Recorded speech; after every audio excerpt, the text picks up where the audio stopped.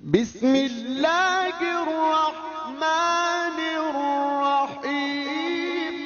Jalannya sudah jelas jemaah rahimakumullah, bahwasanya setiap masalah itu pasti akan Allah berikan jalan keluarnya.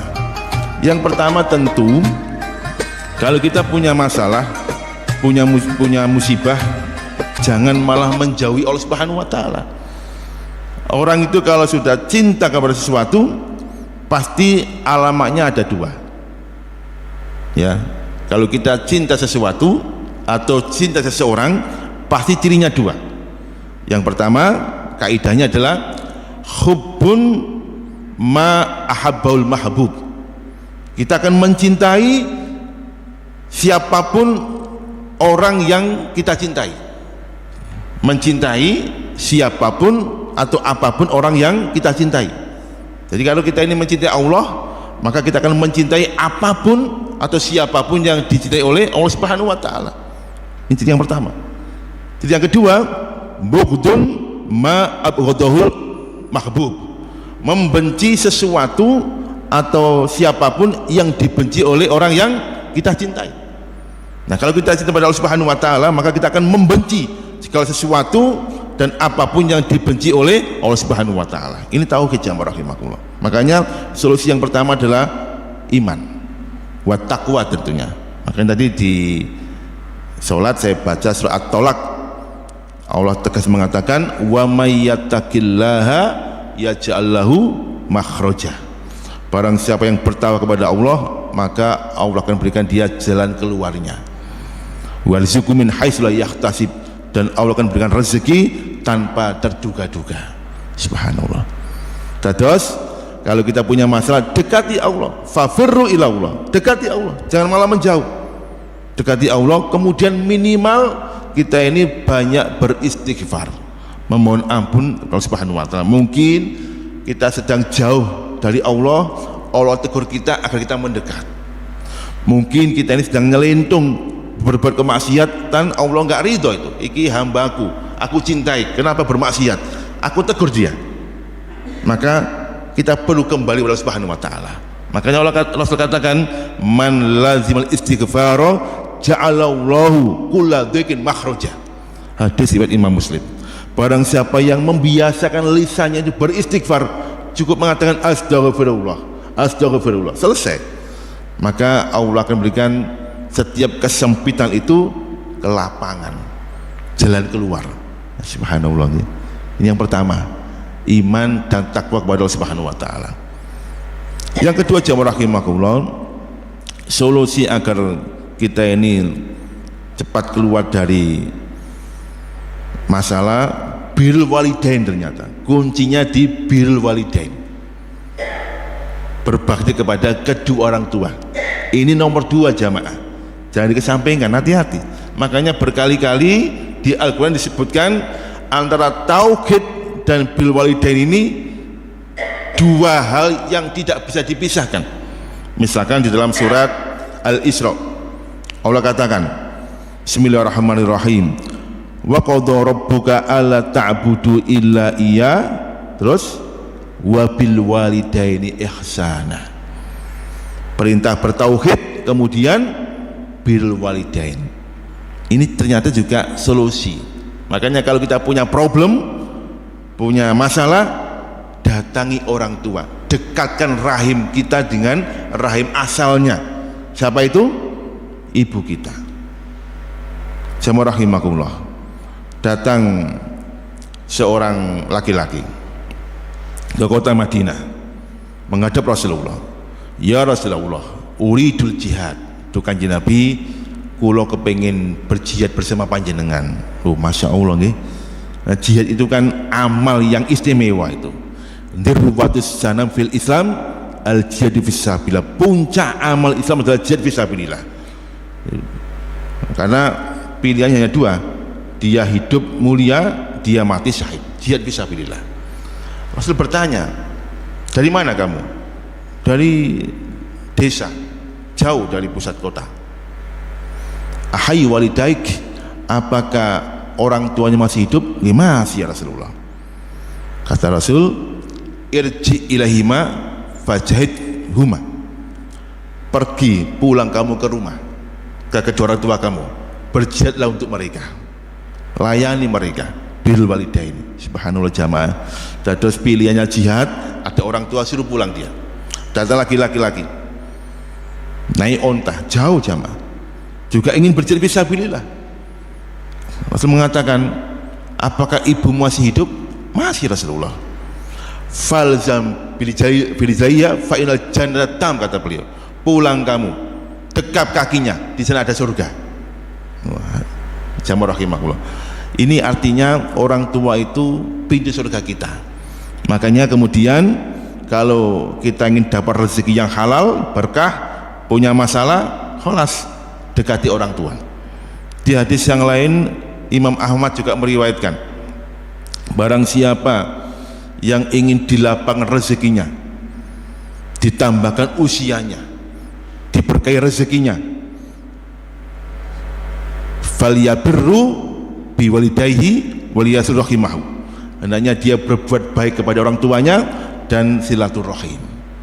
Oh jamaah, terus ini yang kedua. Makanya silaturahim kepada orang tua itu jangan dibatasi nek riyo tok, nek riyo yang wong tua nih, jangan ya.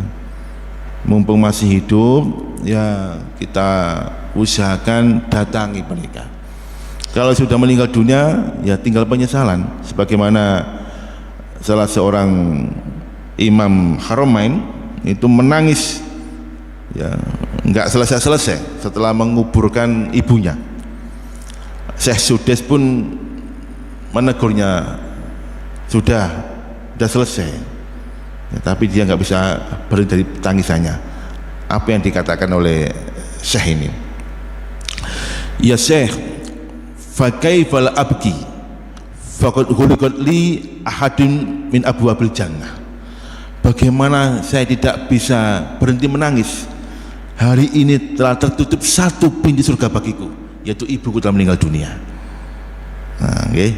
Terus yang masih punya orang tua, datangi, ramut ya dengan sebaik mungkin, berikan yang terbaik ya, terutama anak laki-laki ya. Ini ada ibu-ibu, kalau misalkan surganya suami masih hidup, dorong untuk mendatangi dan rutin datang ke sana ya. Anak wong itu anak lanang nyambangi ibuke, malah sing wedok, mas mulai mas, wis suwe nek kene mas lho ya apa, sing lanang wedi bisa mbek sing wedok, ayo wis mulai wis ya.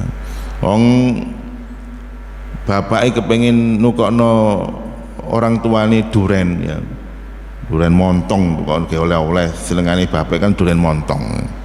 Ngoten niku ya sing wedok ngomong, "Ge apa sih Mas, akeh-akeh, siji cukup. Paling bapak ya kantek." Ya ngoten niku ya hati-hati nggih. Ya. Ana wong wedok ngoten niku digibeng ae. Baik, itu yang kedua, birrul walidain. Yang ketiga, jawab rahimakumullah, bersedekah. Ya, tentu solusi yang bisa kita carikan ketika ada problem dan masalah, banyak-banyak bersedekah. Jelas hadisnya ya, innamas sedaqatu tudfi'ul bala. Di riwayat yang lain, innas sedaqata tadfa'ul bala, sesungguhnya sedekah itu menolak bala. Kama tudfi'un nar al-ma, sebagaimana air itu memadamkan api. Banyak bersedekah ya, banyak bersedekah. Harta kita ini jamaah ya, Gusti Allah hanya minta 2,5% dari harta kita untuk kita sedekahkan. Selainnya itu manfaatkan sebaik-baiknya. Makanya Rasul mengatakan, nikmal mal li rajulin sholih. Harta itu merasa nikmat kalau dipegang oleh orang yang soleh, karena hartanya itu dalam genggaman tangannya, bukan dalam hatinya. Kalau dalam genggaman tangannya, dia bisa ya menggerakkan kemanapun dia inginkan. Sebanyak-banyak harta yang kita miliki enggak kita bawa mati jamaah. Sebagaimana kemarin ditemukan ya salah satu ya hakim di Kejagung itu kan diperiksa, ternyata di rumahnya itu gimana? Ditemukan uang hampir 1 triliun 950 sekian miliar. kemudian logam emas dan sebagainya. Wis ngoten niku nek mati mau digawa nyang kuburan kan mboten. Paling ku nek wis mati ge rebutan ahli warisnya. Nyerimpet di jamaah. Makanya orang mati itu diikuti oleh 3 perkawis. Ahluhu wa maluhu wa amaluhu, ya kan? Hartanya, keluarganya dan amalnya. Wal jusani wa bikul wahid, yang 2 pulang, keluarganya pulang, hartanya pulang. Kita ini senang dengan pasangan hidup kita, kita cinta, kita juga bangga dengan anak-anak kita. Kalau kita mati, apakah mereka juga ikut bersama kita mati? Kan enggak. Kalau kita mati misalkan anak-anak kita, apakah mereka akan nginep di kuburan kita 1 hari, 2 hari? Kan enggak, pulang juga. Tapi yang bersama kita hanya 1, yaitu amal kita, sedekah kita. Makanya harta yang kita miliki sedekahkan, ojo digenggemai, sedekah. Jamaah rahimakumullah. Kemudian yang berikutnya dari sekian banyak amal yang bisa kita lakukan adalah ya banyaklah bersilaturahim, ya, anjang sana ke teman, apalagi kalau kita hadir di pengajian, subhanallah. Kayak kadis ngeten niki, itu bisa jadi solusi kita dalam menghadapi berbagai macam problem kehidupan, karena di atas kita ada malaikat yang memayungi kita, sehingga kemudian setiap doa-doa kita panjatkan itu pasti akan Allah ijabahi. Nah, dari semua itu jamaah rahimakumullah, tentu yang paling utama adalah ad-doa, ya. Jadi kalau kita ini punya masalah, banyak-banyaklah berdoa kepada Allah Subhanahu wa taala. Banyak doa-doa yang Rasul ajarkan tentang problematika kehidupan. Misalkan di dalam surat Al-Anbiya tentang kisah Nabi Yakub alaihissalam. Nah, kita kenal Nabi Yakub itu kan, Nabi Ayub ya. Nabi Ayub itu kan seorang laki-laki yang tampan, kaya raya, ya, dan dia ini baik dengan semua orang, tapi kemudian tiba-tiba Allah berikan dia ujian, penyakit. Dalam riwayat disebutkan penyakit al-juzam. Juzam itu penyakit kusta, lepra, ya, sehingga orang-orang menjauhi semuanya, semua kekayaannya habis, tinggal istrinya yang melayani dia, anak-anaknya mati semuanya. Istrinya pun mengatakan, Pak mungkin gitu ya, Mbok jenengan dongonya Gusti Allah, jenengan kan kekasih Allah, siapa tahu Allah mengabulkan doa panjenengan, kemudian semua musibah ini telah selesai. Apa kata Ayub? Saya malu pada Allah Subhanahu wa taala. 70 tahun saya diberikan kesehatan, ini hanya beberapa tahun saya sudah berkeluh kesah kepada Allah Subhanahu wa taala. Akhirnya puncaknya Nabi Ayub pun berdoa. Iznada Ayub rabbahu anni masanidhurru wa anta arhamur rahimin. Sesungguhnya aku ini ya Allah dapat musibah, penyakit, berbagai macam keburukan. Sesungguhnya engkau itu adalah zat yang maha pengasih lagi maha penyayang. Ya, jadi kalau kita ini punya masalah, punya penyakit misalkan, ya kita bisa mengamalkan doanya Nabi Ayub, ya, Rabbi anni masaniya durra wa anta arhamur rahimin, ya. Atau doanya Nabi Yunus ketika sedang punya problem yang sangat luar biasa, sehingga kemudian beliau ini ya dimakan oleh ikan apa? Ikan apa? Wader. Oh, enggak cukup ya. Ikan paus. Sehingga kemudian beliau berdoa, la ilaha illa anta subhanaka inni kuntu minadz zalimin. Atau misalkan ada seorang laki-laki yang datang kepada Rasulullah dalam kondisi sedih, kemudian dia berkata, ya Rasulullah, humumun lazimatni, do kanjeng Nabi kula niki sedih, gundah gulana hatiku ini, salat berjagat khusyuk, ketemu konco sungkan, nangis kula niki Rasulullah. Lho kene apa? Duyunul lazimatni, karena kula niki punya banyak hutang lho.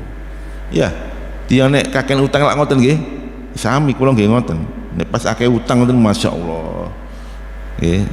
Iki dodol niki sesek Makanya kemudian Rasul mengatakan ada doa yang bisa kamu amalkan agar Allah Subhanahu wa taala menghilangkan kesedihan kamu dan melunasi hutang-hutang kamu. Doanya adalah gimana? Allahumma inni a'udzubika minal apa? Khubuthi wal khaba'is. Bukan. Iku maksud jeding. Allahumma inni a'udzubika minal hammi wal hazan wa a'udzubika minal ajzi wal kasal wa a'udzubika minal jubni wal bukhl wa a'udzubika min ghalabatil dani wa qahrir rijal. Nah, itu. Atau doa yang lain agar rezeki kita ini barokah, halal, dan kemudian dijauhkan dari hutang. Doanya adalah Allahumma kfini bihalalika an haramik wa aghnini bifadlika amman siwaka ya rabbal alamin. Ini doa-doa yang bisa kita amalkan, ya. Atau ketika Nabi Musa alaihissalam dalam satu hal disebutkan ketika dia diutus Allah untuk berdakwah kepada Fir'aun, Nabi Musa pun ragu-ragu karena kalau beliau wicantenan nggak bisa lancar, ada uqdatul lisan, lisannya ini apa cedal, ya nggak bisa lancar kalau ngomong, ya. Terus gampang grogi, sulit mengungkapkan kata-kata. Maka kemudian doanya adalah Rabbi shrahli sadri wa yassir amri wahlul 'uqdatan min lisani yafqahu qawli. Nah, ini doanya Nabi Musa supaya kita ini bisa kita amalkan. Kalau mau ceramah cek bisa lancar ngomongnya, cek gak grogi, baca doa ini. Nah, jadi jamaah rahimakumullah, semuanya ada solusinya. Yang penting kita berikhtiar dan bersabar. Oleh karena itu, mudah-mudahan Allah Subhanahu wa taala, ya, dari kajian yang singkat ini kita bisa memahami dan bisa mengamalkan. Ternyata Allah Subhanahu wa taala itu sangat mencintai hambanya, lebih dari cintanya seorang ibu kepada bayinya. Sehingga kalau kita punya masalah, punya problem, sabar, nggak usah berkeluh kesah, nggak usah kemudian menyalahkan takdir, menyalahkan keadaan. Ini bentuk cinta Allah kepada hambanya. Iza ahabballahu abdahu ibtalahu. Kalau Allah itu mencintai hambanya, Allah berikan dia itu ujian. Fa in radiya falahu ridho. Kalau orang itu ridho dengan ujian itu, maka Allah pun juga ridho kepada hamba tersebut. Wa in sakhita falahu sukhtun. Kalau dia itu murka, enggak ridho, maka Allah pun juga enggak ridho kepada orang tersebut. Aku qouli hadza, assalamualaikum warahmatullahi wabarakatuh.